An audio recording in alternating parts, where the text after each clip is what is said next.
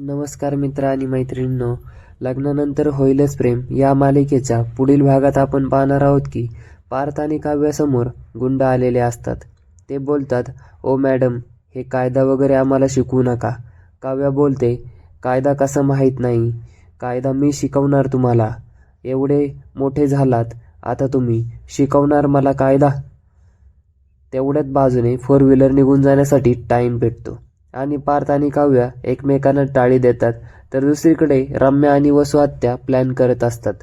तर रम्या बोलते, काहीतरी असं झालं पाहिजे काव्यासोबत की पॅरालिसिस, मेमरी लॉस किंवा कोमा. तर वसु आत्या बोलतात, काव्या सगळं विसरली, अगदी पार्थलाही विसरली तर किती मजा येईल ना. त्याचवेळी देशमुखांच्या घरी वकील येतो आणि जीवा नंदिनी समोर बोलतो, जीवा साहेब, डिवोर्स पेपर आणलेत. तर नंदिनी अगदी शॉकच होऊन जाते.